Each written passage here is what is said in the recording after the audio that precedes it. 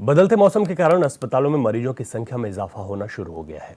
राज्य के Doon medical college में भी बदलते मौसम के कारण सांस रोगियों की संख्या बढ़ने लगी है। इसी को लेकर एचएनएन संवाददाता से बातचीत में चिकित्सा अधीक्षक डॉक्टर अनुराग अग्रवाल ने बताया कि मरीजों की बढ़ती संख्या को देखते हुए अस्पताल में तैयारियां पूरी कर ली गई हैं। साथ ही उन्होंने कहा कि सांस के रोगी ठंड से अपना बचाव जरूर करें। बढ़ती बीमारी के कारण मरीजों की संख्या में भी इजाफा होने लगा है। इस वक्त मैं राजकीय दून मेडिकल कॉलेज में मौजूद हूं और यहाँ हमारे साथ बातचीत करने के लिए चिकित्सा अधीक्षक डॉक्टर अनुराग अग्रवाल जी हैं। उनसे जानते हैं कि जिस तरह से बढ़ती ठंड है तो इसमें किस तरह की मरीजों की संख्या बढ़ रही है और क्या कुछ बचाव के कार्य जो है करने चाहिए लोगों को ठंड से बचाव के लिए। सर, बहुत बहुत स्वागत है आपके चैनल पर। जी नमस्कार। डॉक्टर साहब, जिस तरह से देखा जाए कि अभी ठंड बढ़ने लगी है और आगे जनवरी भी है और ठंड रहेगी, ऐसे में मरीजों की किस तरह की संख्या में इजाफा हो रहा है, किस तरह के मरीज आ रहे हैं? हाँ देखिए, इस टाइम पर थोड़ा सा ठंडे मौसम में जब हल्का पोल्यूशन जो वातावरण में जमता है तो ऐसे में सांस के मरीजों की वृद्धि काफ़ी होती है। तो मेरी आप लोग के माध्यम से सभी पब्लिक से अपील है कि जो पुराने सांस के मरीज हैं, दिल के मरीज हैं, जिनको शुगर की बीमारी या गुर्दे की बीमारी है या फिर कैंसर या इत्यादि जो लंबी बीमारियां होती हैं, ऐसे मरीजों को थोड़ा ठंडे मौसम में ज़्यादा खतरा रहता है। तो वो एक तो ज़रूर से अपना एक गर्म कपड़े पहन के रहें, मुँह और नाक कान ढक कर रहें, जिससे कि पोल्यूशन का भी इफ़ेक्ट कम हो और ठंड का इफ़ेक्ट भी कम हो। साथ ही बहुत लोग ठंडे मौसम में पानी पीने की कमी कर देते हैं, तो वो पानी की मात्रा अपने शरीर में ठीक ठाक बनाए रखें और जो भी वो ट्रीटमेंट लेते रहें अपने डॉक्टर से, उसको ना छोड़ें और किसी भी परेशानी की स्थिति में अपने डॉक्टर से ज़रूर संपर्क करें। ऐसे में दून मेडिकल कॉलेज में हमारे यहाँ बहुत ज़्यादा तो नहीं लेकिन थोड़ी वृद्धि ज़रूर सांस के मरीजों में देखी जा रही है। तो उसके लिए हमारी पूरी टीम तैयार है और इसमें ऐसे में भर्ती करने की पूरी सुविधा आयुष्मान कार्ड के या फिर पेड बेसिस पर उपलब्ध है। डॉक्टर साहब, जिस तरह से देखा जाए कि जैसे ठंड बढ़ती है तो सांस के रोगी तो आती है, लेकिन जो हार्ट के पेशेंट होते हैं उनके लिए थोड़ा खतरा बनने लगता है कि खून जमना शुरू हो जाता है। तो उसके लिए उनको क्या एहतियात बरतना चाहिए और अपने यहाँ किस तरह की व्यवस्थाएं जो है ऐसे मरीजों के लिए की गई हैं? जी बिल्कुल, देखिए ऐसे में बहुत जब ठंडा मौसम होता है तो अगर अर्ली मॉर्निंग आप वॉक पे जाते हैं तो ये कहीं न कहीं दिल की बीमारी के खतरे को बढ़ाता है और बहुत सारे हार्ट अटैक हम देखते हैं कि ठंडे मौसम में सुबह 4-5 बजे होते हैं। तो उन लोगों को बहुत एक अपना ध्यान रखने की ज़रूरत है।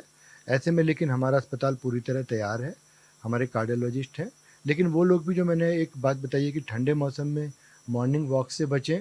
ज़्यादा अच्छा है कि आप धूप में अपनी एक्टिविटी करिए और पानी की मात्रा बनाए रखें। दूसरा जो पुरानी दवाइयाँ हैं अपनी, वो ना छोड़ें। बहुत लोग अच्छा मौसम सोच के इसमें दवाइयाँ खानी भी छोड़ देते हैं या कम कर देते हैं। वो एक गलत एक सोच हो सकती है, जिससे बीमारी बढ़ने का अंदेशा रहता है।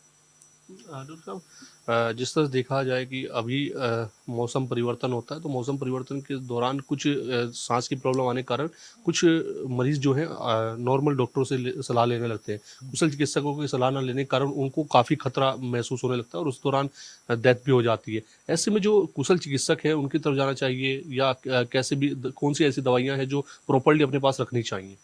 हाँ, देखिए मैं बोलना चाहूँगा कि कोई भी इस तरह के डॉक्टर आप अकुशल और कुशल में हम लोग नहीं बाँटते हैं। एक जनरल फ़िज़िशियन भी एक अच्छा फ़िज़िशियन है। आप अपने लोकल डॉक्टर को बिल्कुल मिल सकते हैं, लेकिन एक हमारा अपना टाइमलाइन है कि अगर इलाज के 2 या 3 दिन के अंदर अगर हमें फ़र्क नहीं लग रहा है, तो ज़रूर से स्पेशलिस्ट डॉक्टर को मिलें। और जैसे मैंने बताया कि पुरानी दवाइयाँ ही आपकी सबसे अच्छी दवाइयाँ हैं, जिन पर आपको अभी तक कंट्रोल रहा है। तो बहुत सारी सांस की बीमारियों में उनकी मात्रा बढ़ाने से किसी हद तक घर पर कंट्रोल किया जा सकता है, लेकिन अगर वो कंट्रोल 1 दिन या 2 दिन के अंदर नहीं आ पा रहा है, तो ज़रूर से आप स्पेशलिस्ट डॉक्टर को मिलें।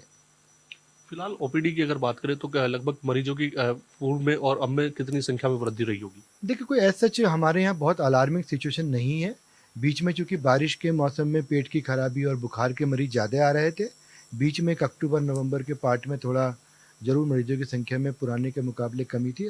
दोबारा बढ़कर लगभग 2 से 2000 से 2200 मरीज़ के बीच में आ रहे हैं, जिसमें लगभग 1500 मरीज़ नए हैं और 700-800 मरीज़ पुराने रहते हैं। और इमरजेंसी में भी करीब 300 से 400 मरीज़ डेली हमारे पहुँचते हैं, जिसमें लगभग 150 मरीज़ हम लोग डेली एडमिट करते हैं। उसमें बहुत सारी गर्भवती महिलाएँ होती हैं, बाकी दूसरी बीमारियों के मरीज़ रहते हैं। आपकी ओर से ऐसा क्या प्लानिंग की गई है कि जो मरीज यहाँ पे आ रहे हैं उनको किसी प्रकार की कठिनाई ना हो और उनको यहाँ से मूव ऑन ना करना पड़े? हाँ, देखिए बिल्कुल इसके लिए बार-बार हम लोग सभी हमारी एक जो आचरण नियमावली है उसमें भी लिखा हुआ है और बार बार हम लोग अपने डॉक्टर्स को, अपने स्टूडेंट्स को बोलते हैं कि कोई भी मरीज आए, अगर उसको बहुत ही ज़रूरत है कि कोई, जैसे हमारे यहाँ पीडियाट्रिक सर्जन नहीं है, छोटे बच्चों का सर्जन नहीं है, ऑन्को सर्जन नहीं है, अगर इस तरह की प्रॉब्लम है तभी रेफ़र किया जाए, वरना यहाँ पर रात में ज़रूर से भर्ती किया जाए और जांचों के लिए भी इंतज़ार ना कराया जाए। उसमें जो प्राथमिक उपचार देना वो मरीज की जान बचाने में सबसे ज़्यादा सहायक होता है। तो ऐसे में बार-बार हमारी बैठक और जो हमारा एक आदेश है सक्षम लेवल से, वो निकलते रहते हैं।